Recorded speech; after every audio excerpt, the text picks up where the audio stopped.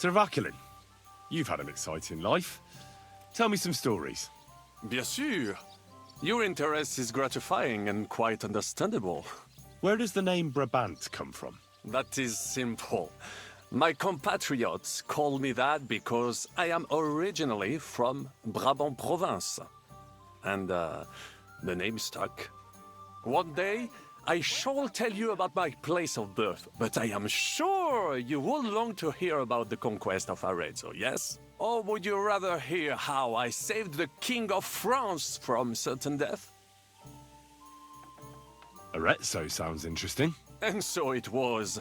That is where I earned my knighthood from the great Enguerrand de Concy himself, the commander of our Naples campaign. Enguerrand arranged his forces for battle, and I was put in charge of one of the cavalry units. Out of nowhere, the enemy appeared on our unprotected flank, and Enguerrand set me to hold them back so our main force could regroup.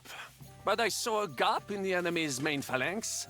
I sounded the charge and sped forwards.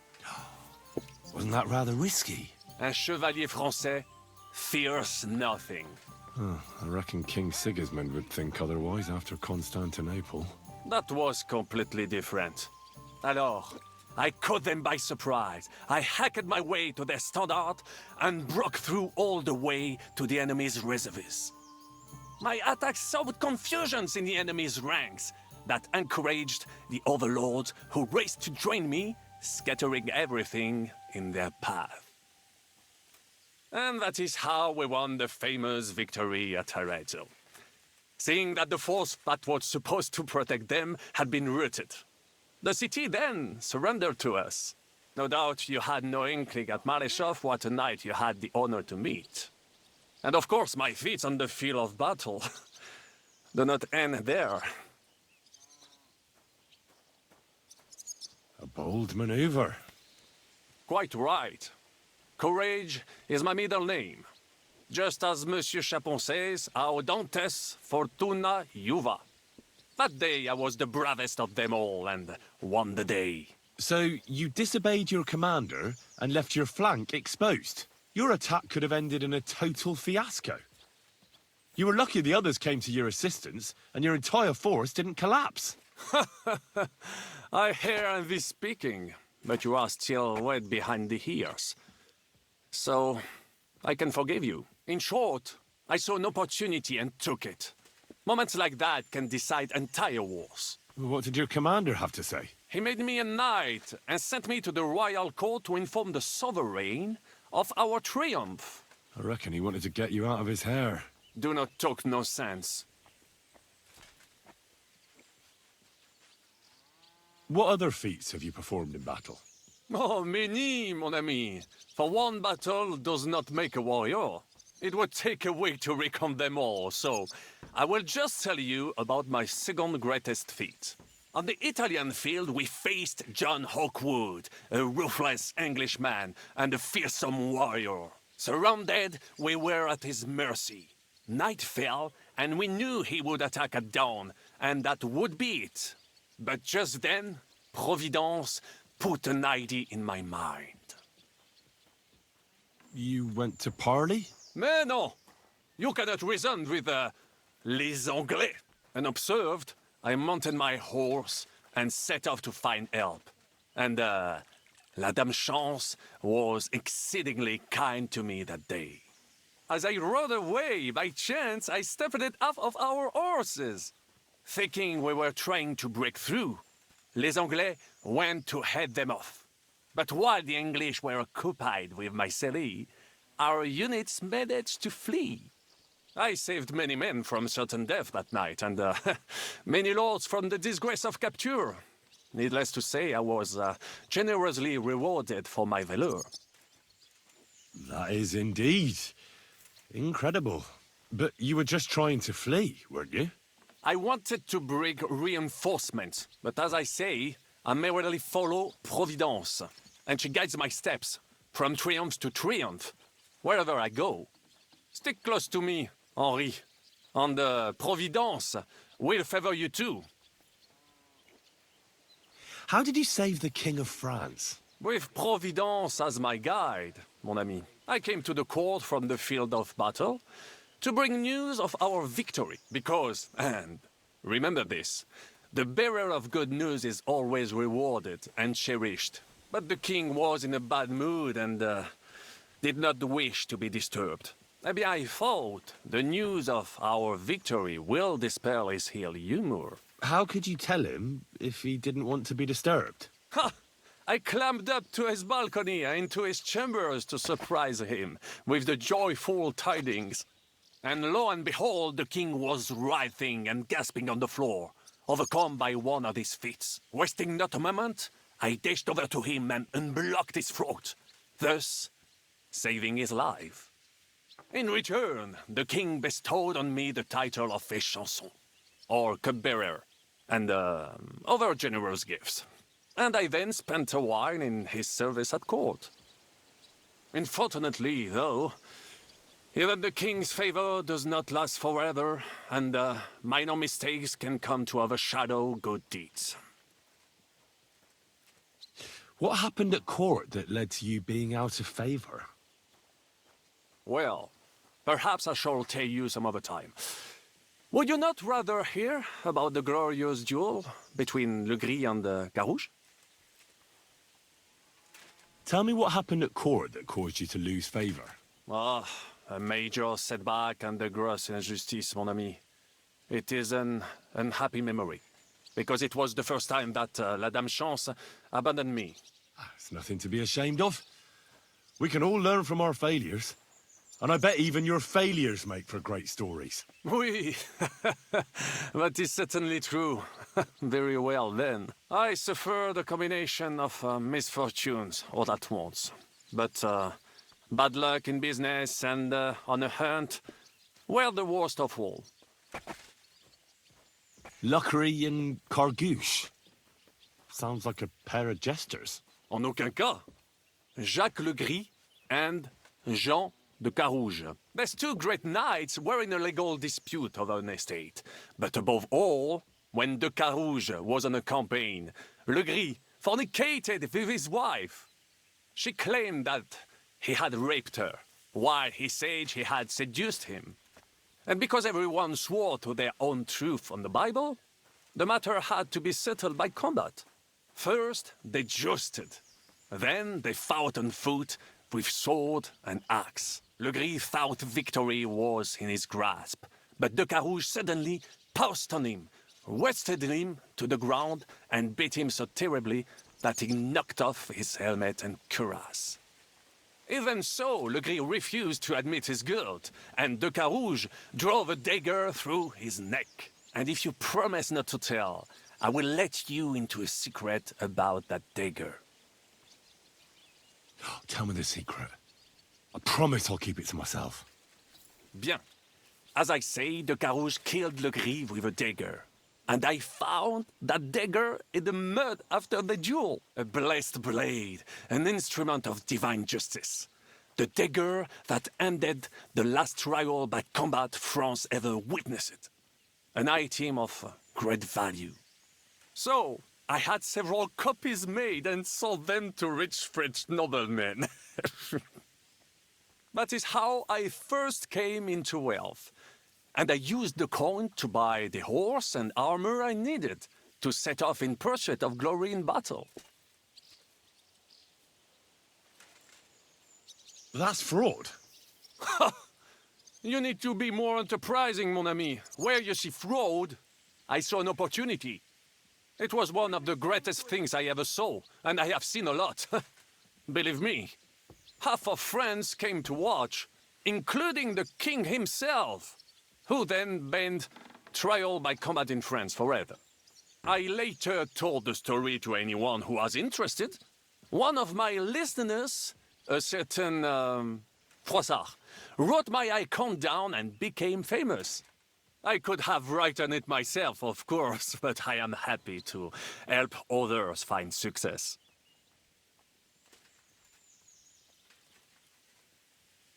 You were in business? Of course.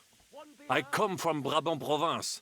home to the greatest entrepreneur of all. My birthplace gave me an unrivaled nose for corn and the reputation of a financial expert.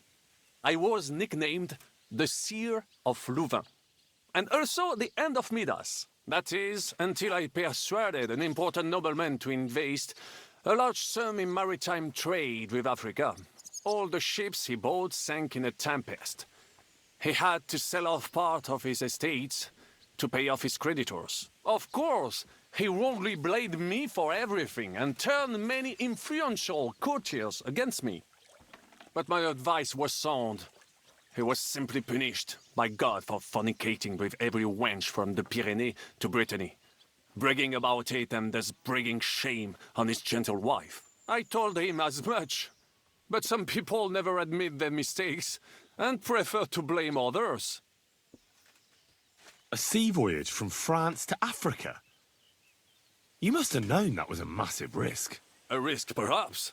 But think of the fortune to be made. A man must think big if he wants to achieve greatness, no? Big ideas often lead to big trouble. Storms, pirates, sea monsters, uncharted waters. It was a disaster waiting to happen, Baron. You should have tried the Baltic trade route. You are right. That would have been safer.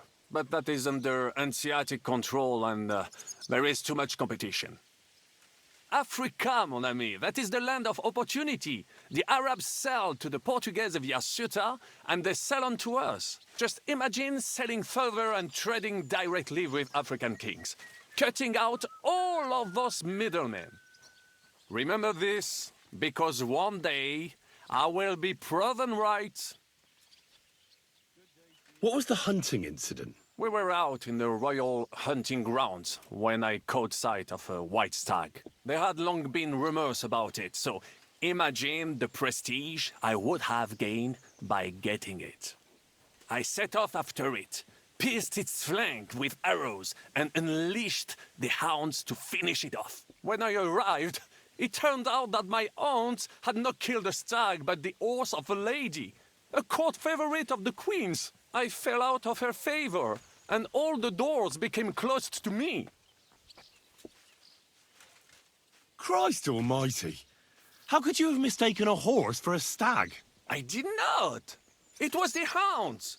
The stag must have got away, and in their frenzy they pounced on the poor horse. That's nonsense. Oh, why do you say so? Hunting dogs are trained to go after game. They'd never attack a horse, especially hounds from the royal kennels. You must have made the mistake and set them on the horse. Well, normally that would be true, of course, but the hounds I was given had some kind of sickness that addled their wits. I do not remember exactly. No doubt they gave me those wants of purpose. A misfortune like that, which could indeed happen to anyone, would make lesser men roll with laughter. But the other lords were afraid I would outshine them, so they were waiting for a chance to get rid of me. And that chance came along, unfortunately. Tell me about Brabant province. Is it far from here? Quite far. From Bohemia, you would go to Bamberg and then follow the river Main until it joins the Rhone. Then you sail down the Rhone until it reaches the sea. And there, between the river and La Flandre, you will find Brabant, with its wealthy cities. Anvers, Bruxelles, Louvain, and many others. But those three cities are the equal of Paris, Rome, or your Prague. Both the Dukes of Burgundy and the Imperial Princes would like to annex our land to theirs, because its flourishing trade has made it rich. But like everywhere else, you can only come into wealth by birth or by enterprise, which is how I did it. How did you end up here? Leaving the court with a modest sum, I launched to visit faraway lands. I traveled a lot, spending time in various countries, and having many great adventures. When I learned that l'Empereur Charles, that great friend of France, had built the magnificent city of Prague in Bohème, I had to see it. So people in foreign countries speak highly of Prague? Bien sûr. It was abroad that I heard of King Wenceslaus' silver city and its reputed vast wealth. I bought the abandoned Miskowitz estates and shares in the Kuttenberg mines. And for a time I settled here to provide for myself and wait for King Wenceslas whom I wish to serve.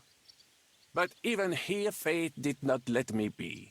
When Sigismund brought his army to the city, I appointed myself to lead its defense.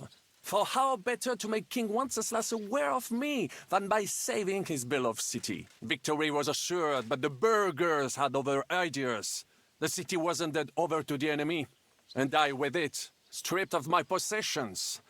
I languished in captivity, until fate again stepped in by sending you to Malishov. Sir Vauquelin, I'm surprised how well you speak our language. Where did you learn it? Where do you think? Here, of course. Ce n'était même pas difficile. Perhaps I have already mentioned that I am guided by Providence? She endowed me with many talents, mastery of language among them. I can communicate almost everywhere in a word, and learn every new tongue in a trice. I now speak French, German, Italian, Latin, Hungarian, and Czech. Some English, though. That is only a necessary evil. Thanks for sharing your stories with me, Sir Vauquelin. What do you think of our band of outcasts? Well, I cannot say I expected to end up in this kind of company. I am more used to royal courts or, at least, wealthy burghers. But a man must accept his destiny as it comes. What do you think of Zizka? Le Chevalier Jan? Well, he's not doing badly for a minor nobleman, but I think he will never be accepted among the higher nobles and knights. That takes a lot more. Mark my words. I am a good judge of people. I can't get Catherine out of my head. I don't understand her.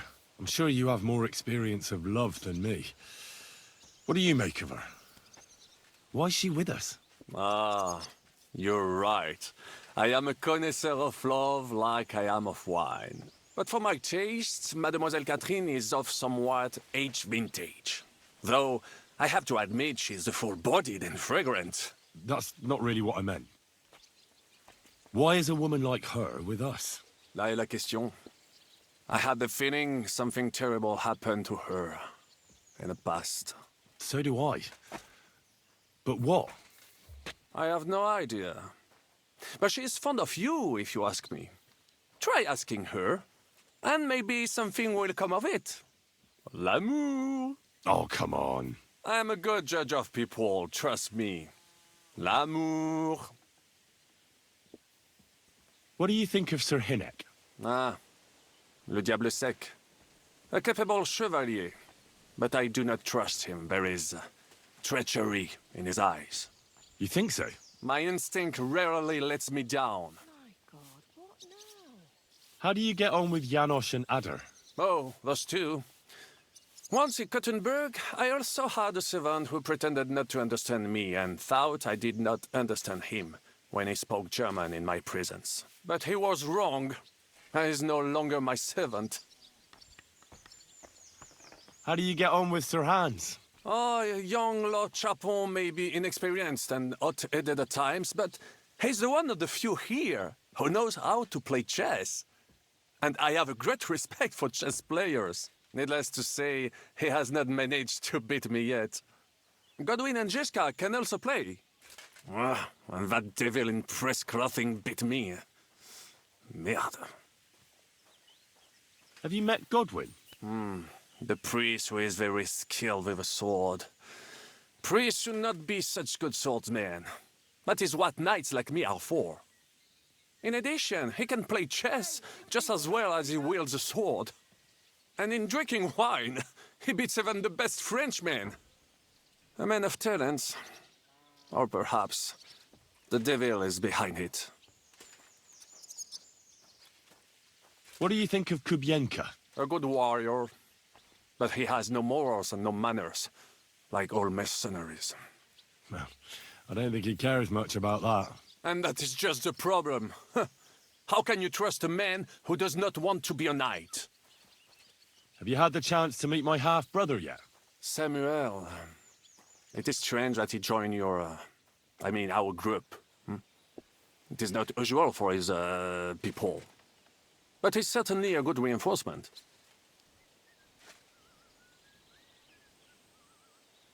Tell me, how did the siege of Kuttenberg go? Ah, mon ami, poorly, poorly. But what could I do?